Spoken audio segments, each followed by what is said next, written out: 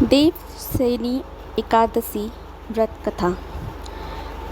धर्मराज युधिष्ठिर ने कहा कि हे केशव, आषाढ़ शुक्ला एकादशी का क्या नाम है? इस व्रत को करने की क्या विधि है और किस देवता का पूजन किया जाता है? श्री कृष्ण कहने लगे, हे युधिष्ठिर, जिस कथा को ब्रह्मा जी ने नारद जी से कहा था वही मैं तुमसे कहता हूँ।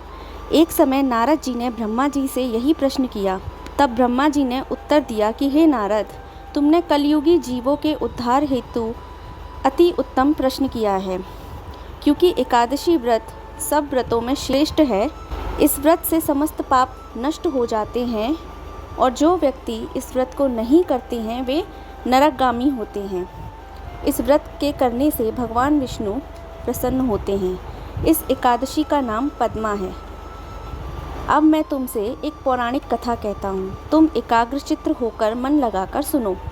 सूर्यवंश में मधांता नाम का एक चक्रवर्ती राजा हुआ था, जो सत्यवादी और महान प्रतापी था।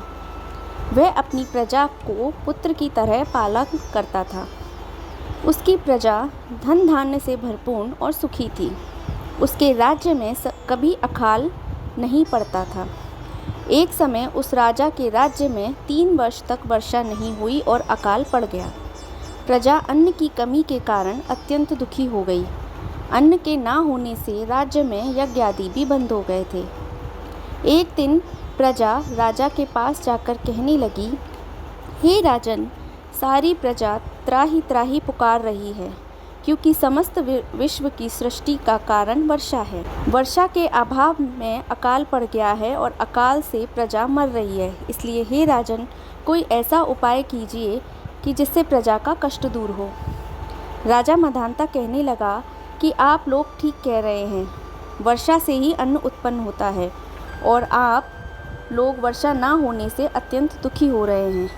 मैं आप लोगों के कष्ट को समझता हूँ। ऐसा कहकर राजा कुछ सेना साथ लेकर वन की तरफ चल दिया। वह अनेक ऋषियों के आश्रम में भ्रमण करता हुआ अंत में ब्रह्मा के पुत्र अंगिरा ऋषि के आश्रम में पहुंचा। वहां राजा ने घोड़े से उतरकर अंगिरा ऋषि को प्रणाम किया। मुनि ने राजा को आशीर्वाद देकर कुशल क्षेम पूछने के पश्चात उनसे आश्रम में आने का कारण पूछा।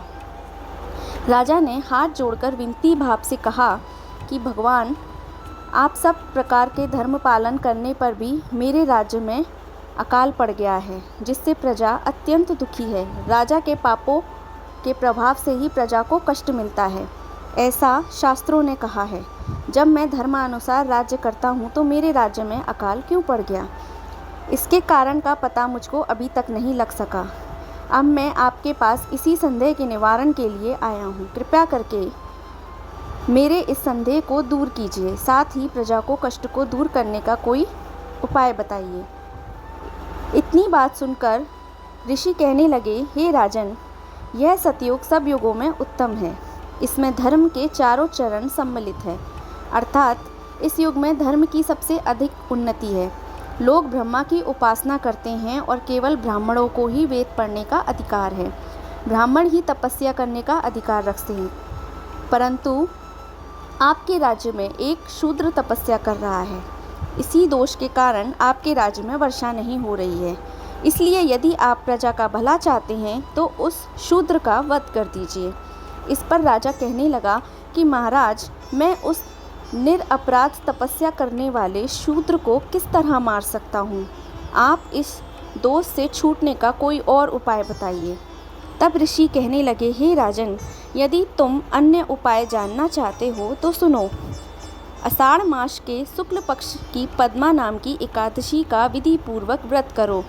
व्रत के प्रभाव से तुम राज्य में वर्षा होगी, प्रजा सुख पाएगी, क्योंकि इस एकादशी का व्रत सब सिद्धियों को देने वाला तथा समस्त उपद्रवों का नाश करने वाला है। इस एकादशी का व्रत तुम प्रजा सेवक तथा मंत्रियों सहित करो। मुनि के इस वचन को सुनकर राजा अपने नगर को वापस आया और उसने विधि पूर्वक पद्मा एकादशी का व्रत किया। इस व्रत के प्रभाव से वर्षा हुई और प्रजा को सुख पहुंचा। अंततः इस मास की एकादशी का व्रत सब मनुष्यों को करना चाहिए। यह व्रत इस लोक में भोग और परलोक में मुक्ति देने वाला है। इसकी कथा को पढ़ने और सुनने से समस्त पाप नाश को प्राप्त हो जाते हैं। राधे राधे। इसी प्रकार हमारी देवशयनी एकादशी व्रत की कथा समाप्त होती है। अगर आपको हमारे चैनल की कहानियाँ अच्छी लगती हैं तो चैनल को लाइक कीजिए, शेयर कीजिए और सब्सक्राइब कीजिए और कमेंट में अपनी राय ज़रूर दीजिए। धन्यवाद।